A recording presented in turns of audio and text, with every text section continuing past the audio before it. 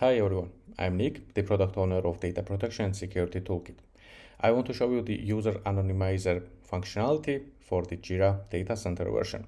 This functionality can anonymize any kind of and any number of users, and it can transfer ownership from one user to another user.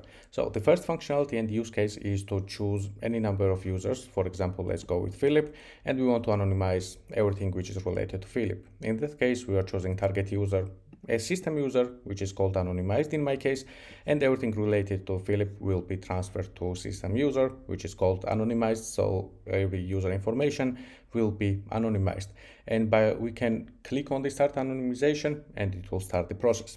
Another use case is to choose the source user. Let's leave the Philip in this case and choose another target user, Christoph. It means that everything related to Philip will be transferred to Christoph. We can also click on the start anonymization and the process will start, and all the information related to the source user will be transferred to the target user. Another one is the start search. We have another button. Start search means that we are searching for the information which is related to Philip, in this case, related to the source user. We are not doing anonymization, we are just looking for information. There is also another way to do the anonymization, which is custom user anonymization. Let's click on this and I'll walk you through the steps. At first, we are choosing if we want to search for data or to anonymize data. Let's choose the anonymization process. Let's click next. The next one is choosing the source users and target users. Let's leave it how it is. For example, source user is Andreas, target user is Philip. So we're transferring everything which is related to Andreas to the user called Philip. Let's click next. Right here, we're defining our scope. For example, scope can be project is not empty, it's standard JQL, we can define scope as we like. And next we are choosing what to include in our anonymization process. For example, we can include all ticket related content, which is this for my instance.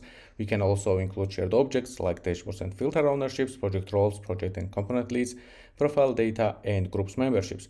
It means that if the target user is not part of the group, they will be part of the group and they will have the correct permissions to work with the projects in Jira. The next step is to run the anonymization process. We should read the overview and we should confirm that yes, we want to start the anonymization process and the data is irreversible. Let's go back to our anonymization. Let's see the statistics. For example, we choose one of the users which we wanted to anonymize. Let's click here. Let's click show details and see where we could find the information about the user. For example, we can see that in this project, in this issue, in this field, there was affected content related to the user. But we are not saving any affected content because this is the anonymization process. So we are not saving any information. We are saying that, hey, the search results for the anonymization of this user were successfully anonymized, and we already removed everything related to the user, including the history field, watchers, history author, comment author, assignee, and etc. based on each project, based on each issue, which is based on the JQL scope we have defined in the anonymization process. This is the User Anonymizer for Jira Data Center version, and thank you for your time.